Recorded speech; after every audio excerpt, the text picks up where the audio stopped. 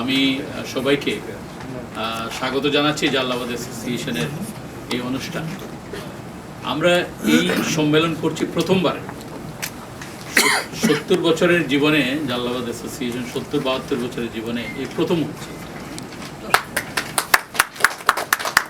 এবং আমরা আজকে এই সুন্দর কি বলবো ব্লুবেরি, যদিও নাম মঞ্জুকুঞ্জে আমরা এই অনুষ্ঠানটা আয়োজন করতে পেরেছি, কারণ প্রবাসীদের কমফোর্ট বিবেচনা করে।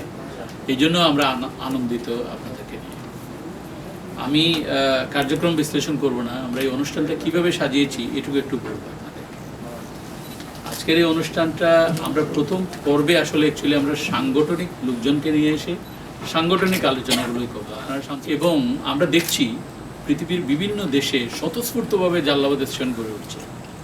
বার্মিংহামে জালালাবাদ অ্যাসোসিয়েশন মসজিদ হয়েছে, একেবারে মসজিদের হলো গিয়া জালালাবাদ অ্যাসোসিয়েশন নাম হলো, এবং অনেকগুলো সংগঠন আমাদের সাথে যুক্ত হয়েছেন এবং নিজেরা যোগাযোগ করছেন। আবার আমাদের যোগাযোগের বাইরে যতটুকু আমাদের যোগাযোগ আছে, এফিলিয়েটেড সংগঠন হলো প্রায় 15টি, এর চেয়ে অন্ততপক্ষে 4 গুণ আমাদের যোগাযোগের বাইরে বিভিন্ন দেশে হয়ে গেছে।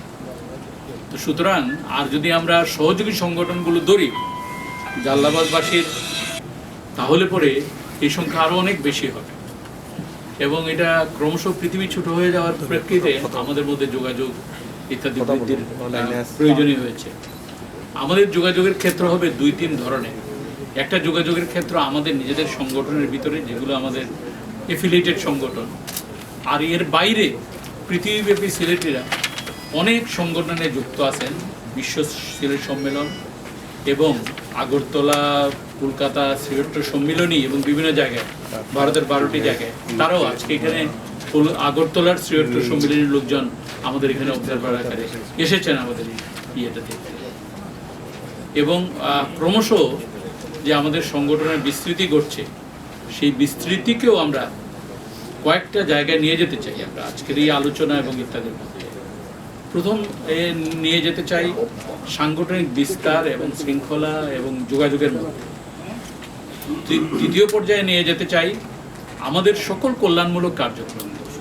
সকল কল্যাণমূলক কার্যক্রমকে কিভাবে সমন্বয় করা যায়, সেটা আমরা একটা বড় কাজ হবে। প্রত্যেকে আমরা বিভিন্ন জায়গা থেকে বিভিন্নভাবে কাজ করছি, অবদান রাখছি। এটা যদি আমরা করি, তাহলে পরে আমাদের সিলেটবাসীর কল্যাণে আমাদের মূল কল্যাণ। আরেকটি জায়গায় আমরা আজকের এই আলোচনাগুলো করব, যে আমাদের প্রবাসী যারা আছেন, শুধু রেমিটেন্সই প্রেরণ করেন না, তারা এই দেশে বিনিয়োগ করেন, এবং তারা এই দেশে বিনিয়োগের প্রধান হাতিয়ার বাংলাদেশে অ্যাম্বাসেডর আকারে বিভিন্ন জায়গায় কাজ করেন। যেখানে যেখানে আছেন, কেউ আছেন লন্ডনে, কেউ আছেন ইউএসএতে। তো আমরা যদি বিনিয়োগের অনুঘটক হিসাবে কাজ করি, তাহলে সেখানে কি কি বাংলাদেশ সরকারের এবং দেশে কি কি সুবিধা আছে সেটা তুলে ধরতে চাইবো আমরা একটা পর্যায়ে। এবং এই জন্য আমরা বিভিন্ন সরকারি সংস্থার লোকসহ আজকে আমন্ত্রণ জানিয়েছি বিকালের অধিবেশনে, যেখানে পররাষ্ট্রমন্ত্রী মহোদয় থাকবেন, সেখানে বিভিন্ন ব্যাংকের এমডি, বিনিয়োগকারী, তারা আমাদের সামনে এই কথাগুলো বলবেন, যাতে আমরা ধারণা পাই যে আমরা কি করতে পারি বা আমাদের মানুষকে কিভাবে সহায়তা করতে পারি।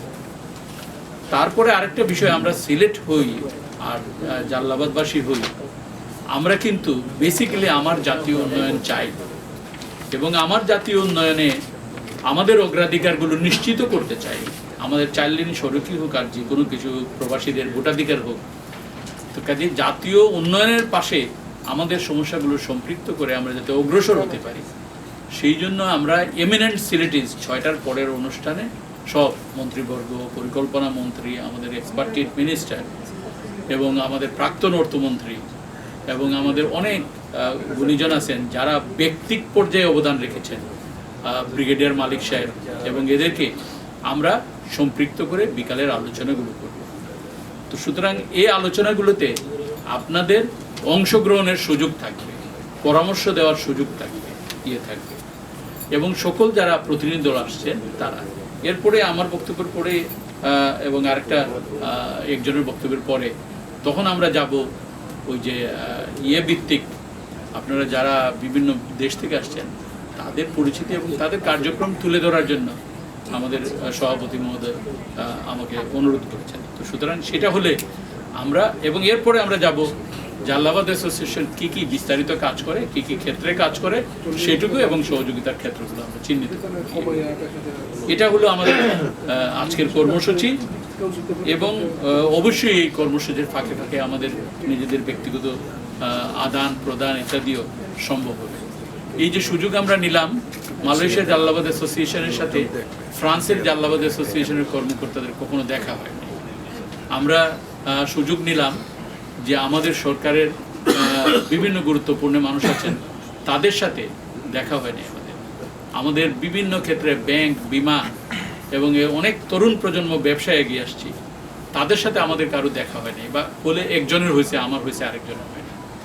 সুতরাং এই যে এটা আমি মনে করি এই মাইলস্টোন স্যার আপনার নেতৃত্বে সূচিত হলো, ডক্টর এ কে মুবিনের নেতৃত্বে এবং এই প্রবাসীদের সহযোগিতা, আমরা বহুদূর যাবার সুযোগ আছে, আছে। আমরা আজকের অনুষ্ঠানে যদি আমি আগে বলা উচিত ছিল, তবে শেষে বলে আমরা রিসেন্টলি প্রয়াত কয়েকজনের প্রতি শ্রদ্ধা জানিয়ে শেষ করছি। আমাদের স্যার ফজলে হাসান আবেদ বিশ্বের বৃহত্তম এনজিওর দ্বারা করেছেন। আমাদের প্রধান বিচারপতি মাহমুদুল আমিন চৌধুরী রিসেন্টলি মারা গিয়েছেন। আমাদের রোশনারা ভাষাবিদ আমাদের উনি মারা গিয়েছেন। এবং যিনি আমাদেরকে বিশ্বব্যাপী জালালাবাদ অ্যাসোসিয়েশন, শ্রীহট্ট সম্মিলনী এগুলো করার জন্য উৎসাহিত করেছিলেন, সেই আমাদের প্রাণপ্রিয় রাষ্ট্রদূত সৈয়দ মুয়াজ্জেম আলী সাহেব মারা গিয়েছেন। তাদের জন্য আমি মেনশন করলাম, তাদের জন্য আমরা স্মরণ করব এবং আমাদের একটা পর্যায়ে দোয়া করব। ধন্যবাদ সবাইকে।